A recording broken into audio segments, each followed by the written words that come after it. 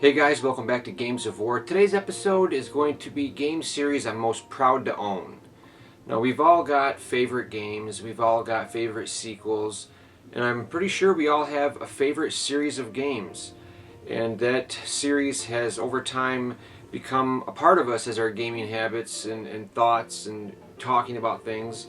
Game series become more than just a disc you pop into your system. It's a long-running storyline with returning characters, or it's a certain world you revisit. Something about a game series can be good or bad, and it's a 50-50 shot within this industry. A lot of games are great and never get sequels. Some games are okay and they get a sequel that you didn't expect. So it can be good or bad. I'm just talking about today some of my game series that I'm most proud to own, whether it be for the fact that some of the games in this series are more hard to come by these days, or just for the plain fact that it's more of the game world that you love, more of the characters you love, or sometimes a completely different cast. For whatever reasons it may be, these are some of the game series that I'm most proud to own. First up on deck, a video game series I am most proud to own, and that is Fire Emblem. Now, I've done a lot of talking in the past about how Shining Force is my favorite strategy RPG series of all time, and it was true. Up until recently, after completing Fire Emblem Awakening and seeing that there's a new Fire Emblem coming out, I think that this series has overtaken Shining Force as my favorite, simply due to the fact that the Shining Force series has 3 games that are strategy RPGs, and most other games in this series have ventured off into other playstyles and genres, where Fire Emblem has focused specifically on strategy RPG action. And for fans of the genre, this series right here is definitely at the top of the game. We're to start with the Fire Emblem games. Intelligent Systems, the developer, has masterfully created some of the best games I've ever played. They leave long-lasting impressions on me. I fall in love with the characters. The storylines are expertly written. And you generally do, speaking of characters, get attached to these characters that join your party. And when they die in the games, they die for good. So every split-second decision really does matter. It's like playing a game of chess where you really have to think and really plan out attacks and plan out where you're putting your characters, because one wrong move can be fatal. It's horrible, gut-wrenching to lose a party member after you've leveled them up, maybe changed class and watched them further grow. The Fire Emblem games also have a type of relationship building system in place. You can talk to fellow characters, strengthen the bonds, and those strengthened bonds carry over onto the battlefield. Attacking enemies next to certain characters yields more attacks, more powerful attacks. The Fire Emblem games have it all. Great graphics, excellent gameplay, beautiful music, but it's the story and characters that keep me coming back to this excellent series, and I am most awaiting the new entry in the series on the 3DS. This is just a fantastic library family of games that any strategy RPG fan definitely needs to check out. Fire Emblem is at the top of the game for me. Most proud to have these. The next series that I'm truly proud to own is the Tales of series. Now I'm kind of enclosed here, built in a fort, a massive wall of games here. There's been a lot of games released in this series over the years, and for my money and my taste, the Tales of series is probably my favorite traditional RPG series that is still going today. And what I mean by traditional is that it's not a dungeon crawler, it's not a roguelike, it's not random generated, it's not first person. It's a good old-fashioned traditional RPG that really takes me back to the days of Working Designs and Lunar. Now for me, the battle system in Tales is the best in the business. A lot of people that aren't into RPGs, the reason they aren't, they say, is because of the turn-based battle system. They don't like waiting, they don't like not having direct control over their characters. Well, this is the RPG series for you then. Think of the battle system like a one-on-one fighting game with other characters that controlled by the computer, or you can take control of them if you'd like. You can link together awesome combos, chain together special arts. Arts are the Tales of series special moves, all kinds of awesome attacks. You learn more as you go. The game constantly throws new things at you the longer in you go. So 20 hours in, you're going to be learning new combat moves. It stays fresh. And the story is moved along by what are the Tales of Hallmark. They're called skits. And they are little interactive conversations that your party has amongst each other, fully fleshing these characters out, letting you get to know them fully, It just really adds a nice touch overall to the story and characters. I'm in love with this series. I love the big, expansive open worlds. That's right, no pointing and clicking where you want to go. You've got a nice overworld to explore. You've got awesome boss battles, fantastic music, great characters, settings, and locations. If you're a fan of traditional RPGs, then you definitely need to check out the Tales of series. If you're a fan of RPGs, then you already know what I'm talking about. I'm very proud to own this series, and it's very near and dear to my heart as one of the last true traditional RPGs series that are still running. Great collector's editions available for these. I love the Tales of series, and I'm most proud to own them. So I couldn't do this episode without talking about the Shining Force series. This is the series that got me into strategy RPGs, and plus, trust me guys, this took some serious skill to get all these games stacked up and on display for you guys. And I think the sheer number of games here is a testament to the creativity of Sega. Now the series started off with strategy RPGs, Shining Force 1, 2, and 3, and then Shining Force CD. Other games branched off. They branched off into first-person dungeon crawlers like Shining the Holy Ark and Shining in the Darkness. They branched off into action RPGs like Shining Wisdom, and the action RPGs on the PS2, Shining Tears, Shining Force EXA, and Shining Force Neo. The other games are for the Game Boy Advance too. There's Shining Soul 1 and 2. I don't have those games, but those, I owned them in the past, and those appealed to me the least of all. I think that was where Sega kind of just dropped the ball a little bit in terms of gameplay and overall enjoyment. But in terms of a series, you will not find a series in gaming that is more diverse than the Shining series.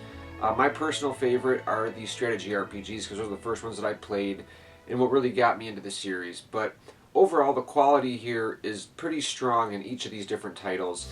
I especially like Shining the Holy Ark on the Saturn, and Shining Force CD is actually a collection of Game Gear games. Make sure you have the RAM cart if you want to play this game to its full potential, as you're going to need the space on the Sega CD. But just a fantastic series I'm very proud to own. Classic Sega through and through here. The Shining Force series is definitely one to check out if you're into strategy RPGs, first-person dungeon crawlers, or even action RPGs. Classic Sega. The next group of games we've got here that I'm really proud to own is the Klonoa series of games. And I was really kind of late to the party in terms of this series. I didn't own the first Klonoa. A buddy of mine owned the game on the PlayStation 1, and he played it all the time, and I'd always come over and he'd be playing it, and I'd be like, oh, you know, this game is awesome. I love the mechanic of jumping up and being able to grab onto the enemies and then using them for a double jump and being able to throw the enemies. And I loved the 2.5D perspective. That was one of the first times that I'd ever seen that, 2D on a 3D plane, and it worked very well for the game. I wasn't able to get the first one, but I do own this Wii. I guess it's a remake of sorts. It's a port of the first game with better graphics and an English voice acting dub. Now, I'm one of those guys that I just prefer English voice acting. If it has the option, I'll always choose English. If it's Japanese dub, I'll just turn it down. I can't handle it. So I'm actually glad that I own this version of the first game. The second game on the PlayStation was more of the same. Great story. And I love the dream aspect of these games. The storyline is Klonoa, you're in dreams, and these dreams are in danger, and it's just a great way to travel through exotic different locations. The gameplay is rock solid and great. Now for the two entries in the Game Boy Advance, these games kind of ditch the 2.5D and they focus on more just straight up 2D platformers. Really colorful for the system. They work very well. Klonoa works great as a straight up 2D platformer. This is one of those series of games that it's a throwback to a simpler time. Great platforming. I love the character of Klonoa. Namco has done a great job with this series of games, and I'm very proud to own each of these games. Playing them just puts a smile on my face, and that's what any good game should do. Great series. No game series makes me more proud than the Panzer Dragoon series. This series totally changed gaming for me back when I first played it on the Sega Saturn.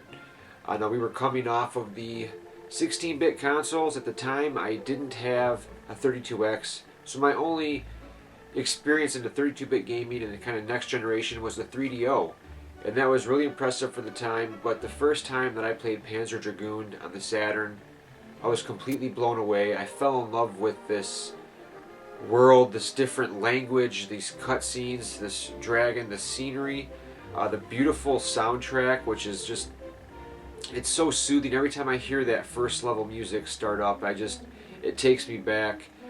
Very challenging. It takes a lot of skill, and it was kind of the first time where I had experienced a rail shooter where you rotate 360 degrees around on the dragon and you're fighting enemies coming from all sides.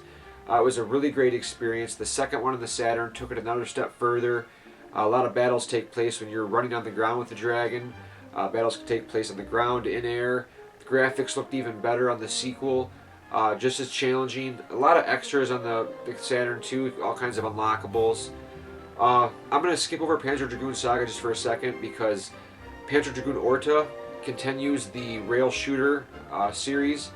Panzer Dragoon Orta is an example of the Xbox being just in another league at the time it was out.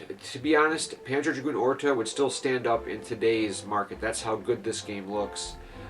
Tons of unlockables. I believe you can unlock Panzer Dragoon 2 through the Pandora's box here. A ton of unlockables that span the world of Panzer Dragoon and tons of great stuff. And not to mention, probably my favorite rail shooter of all time, Panzer Dragoon Orta. The game is drop dead gorgeous. Each level is very different from the next. The shooting, the dragon forms, you can change dragon forms at will. You can level these dragon forms up. They gain more power. It is just the baddest thing to change dragon forms on the fly to better suit each situation. You've got homing missiles, you've got scatter shot. I mean, Panzer Dragoon Orta is just a masterpiece of a game. It's not expensive, so if you have any interest in rail shooters at all whatsoever, you need to own this game. Now on to Panzer Dragoon Saga. Now I didn't just, talk about the Panzer Dragoon series and include this game because, Panzer Dragoon Saga is a rare game, it's $400, whatever. At the end of the day, and at the bottom line, Panzer Dragoon Saga is a brilliant role-playing game. I hear a lot of people talking about the game, and all I hear is being talked about how rare it is and how expensive it is and sought after. Nobody really talks about how damn good of a game it is. It's got a revolutionary battle system. You fly around and you engage in these battles, and very much like the rail shooter segments, you rotate around the enemies, surround the dragon. You rotate the camera around, and you got to move your dragon to keep in line with the cursor at the bottom. It's just a revolutionary battle system. The battles never get old. The graphics were very ambitious for the time on the Saturn. The on-foot sections on the dragon, leveling your dragon up. A really interesting storyline that just kind of tied the world of Panzer Dragoon all into one beautiful epic RPG. This game should be talked about for how damn good of a game this is and not its rarity. This was out around the same time as Final Fantasy. We all know that Final Fantasy VII got all of the hype and coverage, but in my opinion this is the better game. It is a masterpiece. It completes this series. Panzer Dragoon is one of those rare series that came along and really changed everything I thought about gaming up until that point. Very proud to own this series. Definitely check it out if you haven't. Next up, we've got the Castlevania games. And now, there are Castlevania games that date way back to the NES. We've got them all up top there in the NES collection. They go on to the 64. I've got all those games, but I wanted to focus specifically on the handheld entries. Symphony of the Night was probably one of my favorite Castlevania games ever. And these continued that tradition, that gameplay style. That term you hear today, Metroidvania. There is a reason that term is used to describe all these new games coming out like Ori and the Blind Forest, Axiom Verge, all these games that get called Metroidvania games. This is the reason right here, this and Metroid. This gameplay style works so well that they've aged so well. I can go back and play these games and they're just as much fun as the day I played them. The way it works is the map opens up as you go. Certain areas are untraversable until you get you're not able to get to certain areas until you unlock certain power-ups and you come back and further explore. And these handheld ones are just as good as Symphony of the Night, in my opinion. I enjoyed Symphony of the Night quite a bit, but something about these games, especially the Sorrow series, the Area of Sorrow and Dawn of Sorrow, where you could absorb the souls and get new attacks based on the souls you absorbed. These just totally blew me away on the Game Boy Advance. We've got Circle of the Moon, and this is the double pack. This is Aria of Sorrow and Harmony of Dissonance. Then the series moved on to the DS with Dawn of Sorrow, Portrait of Ruin, and Order of Ecclesia. And I would love nothing more than this style of series to continue on the 3DS or even the Vita, I don't even care. But these games have made a lasting impression. They're brilliant games, and these are my favorites in the Castlevania series. Very proud to own these. While we're on the topic of Castlevania, I've got to bring this up, guys. A lot of times games, when you pre-order them, you get a pre-order bonus, or you get something extra, a collector's edition comes with stuff. When you pre-ordered Castlevania Portrait of Ruin, you got this little special 20th anniversary little package here. It's got like the ink seal, you heat up the stamp and seal it shut like in the old days. This is something that I treasure. A lot of times games, special editions will come with a bunch of useless crap. Inside this, the contents comes with some truly amazing items. There's a music CD in here that has tracks from all of the Castlevania games. There is a poster with a reversible timeline that details every Castlevania entry in the series that have been released up to this point. Tons of awesome information. It has got an art book to end all art books with tons of art from each game in the series. This is a gem of a little packaging here, and the best part about it was this was free when you pre-ordered the game. It also comes with a stylus and a little carrying case that'll hold DS cards. But stuff like this doesn't come around very often, and when it does, it just makes me happy because this is a beautiful piece of merchandise to own if you're a Castlevania fan. If you can track one down, they're on eBay, they're not too expensive. If you're into Castlevania, you owe it to yourself to own this thing, for sure. A couple more series that I couldn't picture my collection without, and I'm very proud to own both of these, is first off, on the DS and Game Boy Advance, starting off on the Game Boy Advance, the series began Golden Sun and Golden Sun The Lost Age. Now these games changed everything that I thought could be possible on a handheld. Back in the early days of the Game Boy Advance, I remember I bought this system right when Lunar Legend came out, and I bought the Game Boy Advance specifically for Lunar Legend. I wanted to have a portable version of my favorite game of all time to take with me anywhere on the go. And after completing that, the next game I bought for the Game Boy Advance was Golden Sun. And while Lunar was a pretty good game, a little light on content, it left out some of the stuff in the original Lunar that I loved. Golden Sun was the real deal. I could not believe that an RPG looked this good, was this in-depth, and played this well on a handheld. I was totally shocked, blown away. I played through it, finished the game, waited eagerly for the second one to come out, and I was shocked to discover that the second game flips the script and has you playing as the guys that you pursued throughout the first game. You take control of in the second game and play back that game through the opposite perspective. A couple of brilliant RPGs, very traditional. The gameplay hook centers on the use of synergy, which is like these spells you can use, like a hand that you can move around the screen and solve puzzles, move things, pick things up. A really brilliant system, just mind-blowingly good graphics for the time.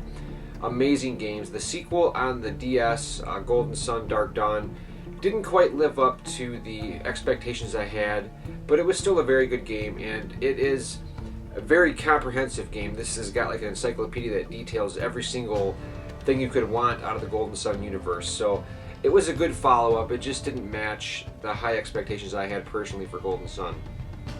Next up is a quirky favorite strategy RPG series of mine on the DS, and that is the Luminous Art games. Now these games don't get near the love that they should or deserve.